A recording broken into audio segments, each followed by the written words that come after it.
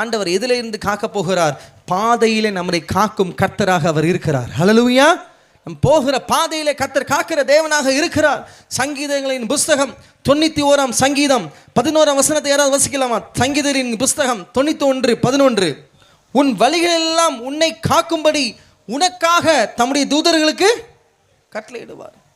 பாதையில் ஆண்டவர் நம்மளை என்ன செய்ய போகிறாராம்? காக்க போகிறார். பாருங்க, ஆண்டவர் நம்மளை எப்படி பாதுகாக்க போகிறான்னு சொல்லி நம்ம வாசித்தோம். உன் வழிகள் எல்லாம் உன்னை காக்கும்படி உனக்காக தம்முடைய தூதர்களுக்கு கட்டளையிடுவார். நம்ம போகிற பாதையில் இன்னைக்கு சேஃப்டி இல்லை. ரோட்டில் பார்த்துக்கிறோம், செல்ஃபோனை பேசிட்டு என்ன செய்கிறாங்க? போகிறாங்க. நடந்து போவோமா செல்ஃபோனு இப்படியே ரோடை இப்படி பார்த்துட்டு வரணும் அப்படி தான் ஸ்ட்ரைட்டாக. ஆனால் இன்றைக்கி பசங்களை எப்படி வராங்க? ஒரு ஹார்ன் அடித்தா கூட என்ன செய்ய மாட்டேங்க, நகல மாட்டேங்க. நம்ம தான் வண்டியை பிரேக் போட்டு என்ன செய்ய வேண்டியிருக்குது, நிப்பாட்ட வேண்டியிருக்கு. காதில் என்ன செய்யும்? காதில் பேசிகிட்டே போவாங்க, இங்கே டைப் பண்ணிகிட்டே இருக்கும். யோசிச்சு போனுங்க, காலை என்ன செஞ்சிட்டு மாறிச்சு.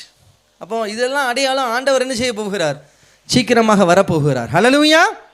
இப்போ பாருங்கள், எதுக்கு நான் சொல்கிறேன்னா, பாதையில் நம்ம உன் கண் நேராய் நோக்க கடவுள். நம்ம கண்ணை என்ன செய்யணும்?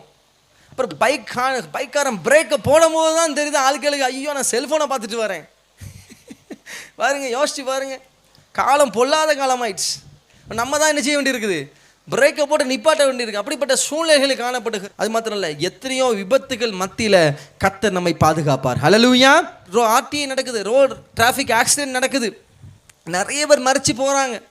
அப்போ பாதையில் நம்ம போகிற பாதையில் ஒரு பாதுகாப்பு நமக்கு தேவைப்படுகிறது. ஹல்லேலூயா. அதுக்காக தான் கர்த்தர் நம்ம போகிற பாதைகள் எல்லாம் தூதர்களை அனுப்பி நம்மளை பாதுகாக்கும்படியாக கர்த்தர் தூதரை அனுப்பி இருக்கிறார். கரண்டட்டி ஆண்டவரை மேம்படுத்தலாமா? நம்ம எதுக்குமே பயப்பட வேண்டிய அவசியம் இல்லை. இன்னொரு வசனத்தை கூட வாசிக்கலாம். நீதிமொழிகளின் புஸ்தகம் 3 அதிகாரம் 6 வசனத்தில் போட்டிருக்குது, உன் வழிகளில் எல்லாம் அவரை நினைத்துக்கொள், அப்பொழுது அவன் பாதைகளை செவைப்படுத்துவார். அப்போ நம்ம போகிற பாதையில் யாரை நினைக்கணுமா? கர்த்தரை நினைக்க வேண்டும். ஹல்லேலூயா. ஆண்டவரை என்ன பாதுகாத்துக் கொள்வீர், நான் நேரே போயிட்டுருக்கிறேன், என்னுடைய வழியில் நான் கரெக்டாக போயிட்டுருக்கிறேன், என்னுடைய பாதைகளை உண்மை நான் நினைத்து கொண்டிருக்கிறேன்னு சொல்லி யாரை நினைக்கணுமா? கர்த்தரை நம்ம நினைக்கணுமா? ஆமென். இன்னைக்கு நீங்கள் வீட்டிலேருந்து கிளம்ப முன்னாடி என்ன செய்யுங்க? ஜோம் பண்ணணும். எத்தனை பேர் ஜோம் பண்ணுவீங்க? நான் ஜோம் பண்ணிட்டு தான் வருவேன். எங்கள் அப்பா ஜோம் பண்ணி தான் என்ன செய்வாங்க, அனுப்புவாங்க. அப்போ நம்ம எங்கேயும் கிளம்புறதுக்கு முன்னாடி நம்ம என்ன செய்யணும்? ஜெபம் செய்ய வேண்டும். ஹல்லேலூயா. ஆண்டவரை நான் போகிற பாதையில் நீர் பாதுகாத்து கொள்ளும். நான் ஒருவேளை நீங்கள் காரில் ட்ராவல் பண்ணுறான், பைக்கில் ட்ராவல் பண்ணலாம், சைக்கிளில் போகலாம், நடந்து போனாலே ஆக்சிடென்ட் வருது. இன்றைக்கி பார்க்குறோம், எனக்கு தெரிஞ்சவங்க நிறைய பேர் சொல்லியிருக்கிறாங்க. ஒரு பெரிய ஸ்கூல் ஹெட் மாஸ்டர், அவர் காலில் என்ன செஞ்சுக்கிறாரு, வாக்கிங் போயிருக்கிறாரு, இல்லை லாரி வந்து அவரை அடித்து தூக்கி ஸ்பாட்லேயே அவர் என்ன செஞ்சார், இறந்து போயிட்டார். யோசிச்சு பாருங்க, ரோட் டிராஃபிக் ஆக்சிடென்ட்ஸ் நிறைய நடைபெறுகிறது. அப்போ நம்மளை பாதுகாக்கிற கர்த்தர் ஒருவர் இருக்கிறார். ஹல்லேலூயா. இப்படிப்பட்ட விபத்துகள் இன்னைக்கு பார்க்குறோம். பைக்கில் பசங்க ரொம்ப ஸ்டண்ட் அடிச்சுட்டு என்ன செய்கிறாங்க, போகிறாங்க. இப்போ நம்ம வான் பண்ணணும், இப்படிலாம் நீ என்ன செய்யக்கூடாது, செய்யக்கூடாதுன்னு சொல்லி வான் பண்ணணும். ஹல்லேலூயா. கர்த்தருக்குள்ளே அவங்களை ஜெபம் பண்ணி நம்ம என்ன செய்யணும், அனுப்பணும். இப்படிப்பட்ட காரியங்கள் நம்ம செய்ய வேண்டும். பாதைகள், நம்ம போகிற பாதையில் யாரை நினைக்கணும்?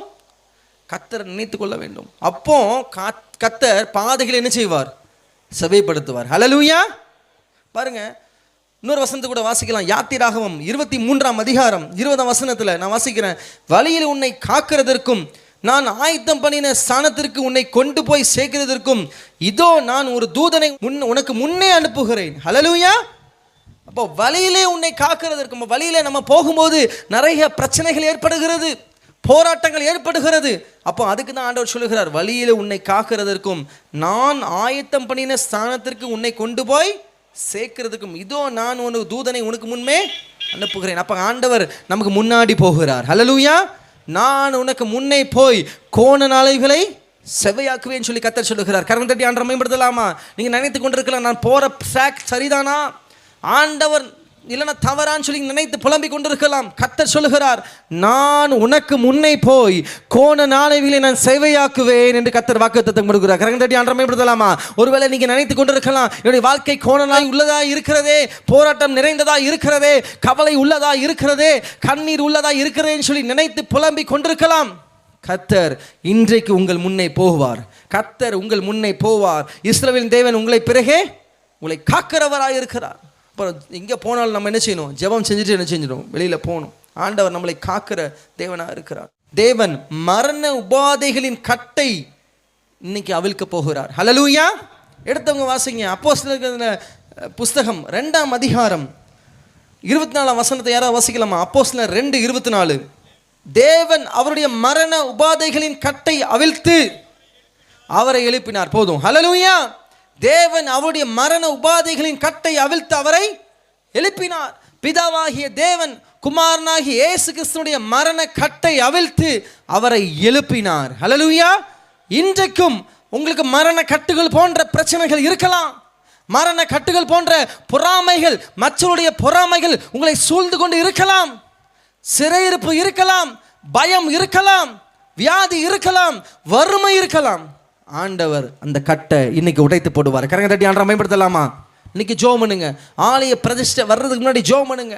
ஆண்டவர் இதோ சகலத்தையும் புதிதாக்குறேன்னு சொல்லுகிறார் கர்த்தர். இன்றைக்கு சகலத்தையும் கர்த்தர் புதிதாக்குகிறார். பாருங்க, என்கிட்ட ஒரு பேஷண்ட் வந்தாங்க, நடந்த உண்மை சம்பவம். பாருங்க, 2019ஆம் வருஷம் ஒரு பேஷண்ட் என் கிளினிக்கு வந்தாங்க.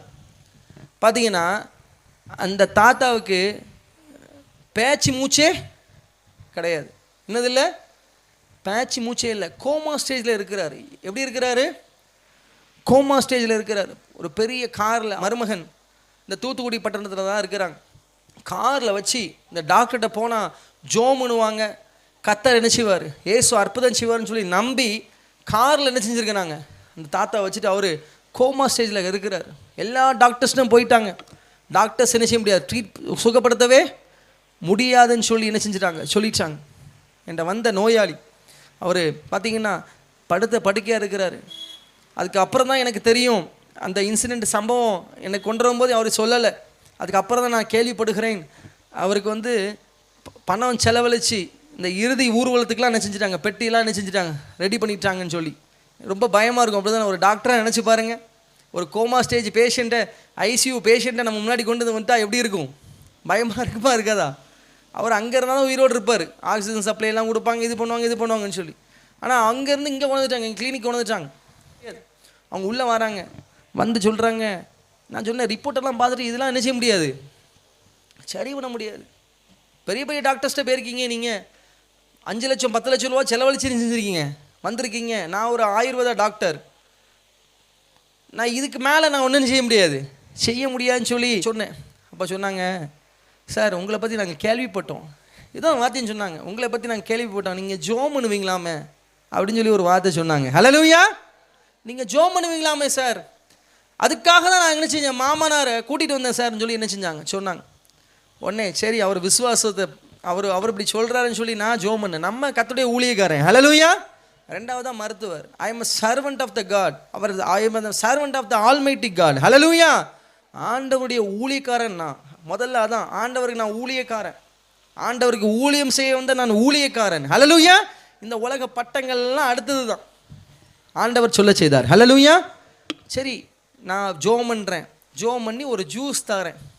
இந்த ஃபாரின்லேருந்து ஒரு ஜூஸ் இருக்குது, எங்ககிட்ட ஃப்ரான்ஸ்லேருந்து ஒரு ஜூஸ் இருக்குது, அந்த நாட்டில் தயாரிக்கிற ஜூஸ். இப்போ நம்ம ஊர்லலாம் தயாரிக்கிறாங்கல்ல மூலிகை, வேப்பலை இருக்குது, கொய்யாவில் இருக்குது, கருவேப்பிலை இருக்குது, பாவக்காய் இருக்குது, இதெல்லாம் மூலிகைகள். இப்போ அந்த ஃப்ரான்ஸ் நாட்டில், சுவிட்சர்லாந்து நாட்டில் அதிகமான பனிப்பொழிவுலாம் இருக்கும். ஸோ அந்த பனியில் நல்ல மூலிகைகள்லாம் என்ன செய்யும், வளரும். அதெல்லாம் நாங்கள் கிளினிக்கில் வாங்கி வச்சுருந்தோம் ஜூஸாக. உடனே நான் சொன்னேன், இந்த ஒரு ஜூஸ் தாரேன், ஜோமனி தாரேன், ஆண்டவர் என்ன செய்வார், அற்புதம் செய்வார்னு சொல்லி சொன்னேன். ஹல்லேலூயா. நடந்த உண்மை சம்பவம். சரியா, யாரும் டாக்டர் ஃப்ரூட் அவரான்னு நினைக்கக்கூடாது, நடந்த உண்மை சம்பவம். ஆள் உயிரோடு இருக்கார் இன்றைக்கும். ஹல்லேலூயா. என்கிட்ட வரும்போது 68 வயசு. எத்தனை வயசு? 68 வயசு. பாருங்க, கீழே படுத்து கிடக்காரு. அப்படியே வாய் ஆண் பார்த்துட்டு கண்ணு செயல்படலை. கண்ணு ஐபால்ஸ்ன்னு சொல்லுவோம், கண்ணு ஐலீட்ஸ் ஐபால்ஸ்ன்னு சொல்லுவோம். அந்த ஐபால்ஸ்லாம் அப்படியே உள்ளே இறங்கிச்சு. உடனே ஜோம் பண்ணு. ஹல்லேலூயா. கிளினிக்கில் நான் ஜோம் பண்ணி அந்த ஜூஸை இயேசுவின் ரத்தமாக இதை மாற்றுக்கன்னு சொல்லி கர்த்தர் ஜெபிக்க செய்தார். கரங்க தட்டி ஆண்டவரை மகிமைப்படுத்தலாமா? இயேசுவின் ரத்தமாக இதை நீங்கள் மாற்றுங்க ஆண்டவரே. இந்த அதான் சொல்கிறேன், மரண கட்டுக்காக நான் சொல்ல வரேன். அப்போ அந்த மாற்றி நான் வாயில் ஊற்றுறேன். வாயில் ஊற்றுனா நம்மளாம் என்ன பண்ணுவோம், விழுங்குவோம், அப்படி தானே, சுவாலை பண்ணுவோம், இப்படி பண்ணுவோம். அவருக்கு அது இல்லவே இல்லை, அந்த உணர்வு அப்படியே உள்ள போகுது. நான் ஊற்றுன ஜூஸ் நான் அவிசுவாசப்படவே இல்லை. ஹல்லேலூயா. ஆண்டவர் உங்களுக்கு அற்புதம் செய்வார்னு சொல்லி ரோட்டில் பார்த்தாரு. 20-30 பேர் வந்துட்டாங்க சுற்றி நின்று, என்ன தான் பண்ணுற டாக்டர் அப்படின்ட்டு. பார்த்தா அவர் வாய்க்கில் அந்த ஜூஸை ஊற்றுனேன். ஊற்றிட்டு நான் என்ன பண்ணிட்டேன், நான் வந்துட்டேன், ப்ரேயர் பண்ணிட்டேன், வந்துட்டேன். உண்மையாக நடந்த சம்பவம் பாருங்கள். கரெக்டாக 3ஆவது நாள் அந்த கோமா ஸ்டேஜில் உள்ள பேஷண்ட்டு ஏஞ்சி நடந்து வந்துட்டார். கரங்க தட்டி ஆண்டவரை மகிமைப்படுத்தலாமா? என் கிளினிக்கு வந்து கையெடுத்து கும்பிட்டு, ஐயா என் உயிரை நீங்கள் காப்பாற்றிட்டீங்க. ஹல்லேலூயா. நான் காப்பாற்றலை, யார் காப்பாற்றினா? ஏசு காப்பாற்றினான்னு சொன்னேன். ஹல்லேலூயா. கரங்க தட்டி ஆண்டவரை மகிமைப்படுத்தலாமா? அது மாத்திரம் இல்லை, அதுக்கப்புறம் தான் இந்த கதையெல்லாம் சொல்கிறாங்க. சார் 40,000 ரூபாய் கொடுத்து நாங்கள் சவப்பட்டிலாம் என்ன செஞ்சிட்டோம், ரெடி பண்ணிட்டோம். அதை உங்கள்கிட்ட சொல்லலை, சொல்லியிருந்தால் நீங்கள் கேஸே என்ன செஞ்சுருக்க மாட்டீங்க, எடுத்துருக்க மாட்டீங்கன்னு சொல்லலன்னு சொல்லி அப்புறம் தான் சொல்கிறாங்க. இப்போ பாருங்கள், இன்றைக்கி அந்த தாத்தா உயிரோடு கூட இருக்கிறார். எத்தனை வயசு தெரியுமா? 73 வயசு. கரங்க தட்டி ஆண்டவரை மகிமைப்படுத்தலாமா? 69 வயசில் 68 69 வயசில் என்கிட்ட வந்தார். இன்றைக்கி எத்தனை வயசு அவருக்கு? 73 வயசு. 71 வயசு இருக்கும்போது நாங்கள் சபத்தியாபுரத்தில் ஒரு பெரிய ஹாஸ்பிட்டல் கட்டியிருக்கிறோம். 3250 ஸ்கொயர் ஃபீட்டில் கத்தர் கேட்டால் வைத்திருக்கிறார். ஹல்லேலூயா. அந்த ஹாஸ்பிட்டல் திறப்பு விழாவுக்கு அவர் வந்தார். ஹல்லேலூயா. அவர் வந்து முன்னாடி வந்து அவர் மருமகன் மைக்கை பிடிச்சி சொன்னார், இந்த மாதிரி என் மாமனார் படுத்த படுக்கையில் இருந்தார், கோமா ஸ்டேஜில் இருந்தார், இன்னைக்கு உயிரோடு கூட இருக்கிறான்னு சொல்லி அவர் எல்லாரும் முடியாதுன்னு சொன்னார். கரங்க தட்டி ஆண்டவரை மகிமைப்படுத்தலாமா? அதில் நிறைய பேர் வந்திருந்தாங்க. கிட்டத்தட்ட நான் 1000க்கு மேலே 1500 பேருக்கு மேலே நான் கூப்பிட்டுருந்தேன். பெரிய விஏபிஸ் எல்லோரும் வந்திருந்தாங்க. அதில் ஆண்டவரை அறியாதவங்க தான் நிறைய பேர் வந்தாங்க. இப்போ அதெல்லாம் பார்க்கும்போது அவங்களுக்குலாம் ஷாக் ஆகிடுச்சு. ஹல்லேலூயா. எதுக்காக இதை சொல்கிறேன்னா, மரண கட்டை இயேசுவால் மாற்ற முடியும். ஹல்லேலூயா. மருத்துவர்களாக மாற்ற முடியாது. ஏசு கிறிஸ்து உலகத்தில் உயிரோடு வாழ்ந்த காலத்தில் மரித்தோரை அவர் உயிரோடு கூட எழுப்பினார். வியாதியஸ்தர்களை சொஸ்தமாக்கினார், பிசாசுகளை துரத்தினார், அற்புதங்களை செய்தார். அவரை தேடி வந்த யாவருக்கும் இயேசு அற்புதத்தை செய்தார். அதே இயேசுடைய வல்லமை இன்றைக்கும் கிரியை செய்கிறது. கரங்க தட்டி ஆண்டவரை மகிமைப்படுத்தலாமா? ஆண்டு சொல்லுகிறார், என்னை விசுவாசிக்கிறவன் நான் கிரியை செய்கிற கிரியைகளை தானும் செய்வான், இவளைகளை பார்க்கிலும் பெரிய கிரியைகளை செய்வான்.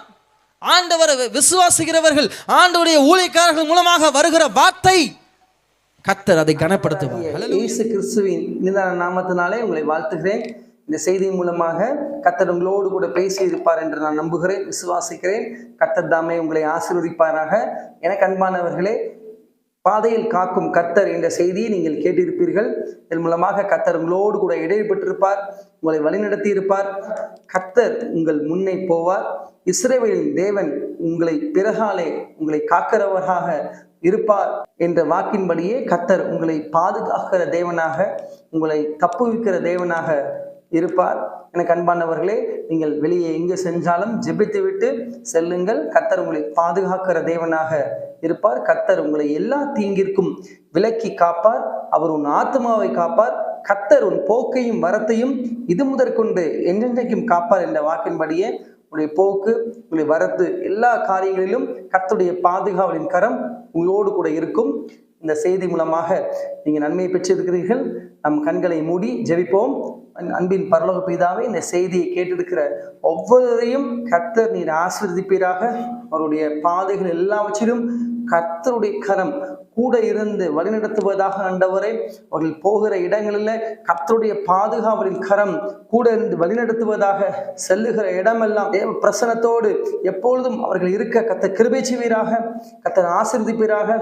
வெளியே செல்லும் போதும், எல்லா இடங்களும் டிராவல் பண்ணும் போதும், எங்கே இருந்தாலும் கர்த்தருடைய பாதுகாவலின் கரம் அவர்களை எல்லாரையும் பாதுகாத்து வழிநடத்திட்ட. ஆண்டவரை, இந்த செய்தியை கேட்டுக்கொண்டிருக்கிற எல்லாரையும் கர்த்தரை ஆசீர்வதிப்பீராக. முதியவர்கள், சிறு பிள்ளைகள், பெரியவர்கள், ஆண்கள், பெண்கள், வாலிப பெண் பிள்ளைகள், வாலிப ஆண்கள், எல்லாரையும் கர்த்தரை ஆசீர்வதிப்பீராக. எல்லாருடைய பாதுகாவலையும் கர்த்தர் நீர் பொறுப்பெடுத்து வழிநடத்துங்க. கர்த்தர் பெரிய காரியங்களை செய்யுங்க. தொடர்ந்து நாம் மாத்திரம் மேம்படுவதாக. இயேசு கிறிஸ்து மூலம் ஜெபம் நல்ல பிதாவே, ஆமென். எனக்கு அன்பானவர்களே, கர்த்தர் உங்களுடைய போக்கையும் மரத்தையும் ஆசீர்வதித்து உங்களை பாதுகாக்கிற தேவனாக இருக்கிறார். இந்த சேனலை நீங்கள் லைக் பண்ணுங்க, ஷேர் பண்ணுங்க, சப்ஸ்கிரைப் பண்ணுங்க. உங்களுக்கு தெரிஞ்சவங்களெல்லாம் என்ன செய்யுங்க, அறிமுகப்படுத்தி வைங்க. கர்த்தர் உங்களையும் குடும்பத்தையும் ஆசீர்வதிப்பாராக. ஆமென்.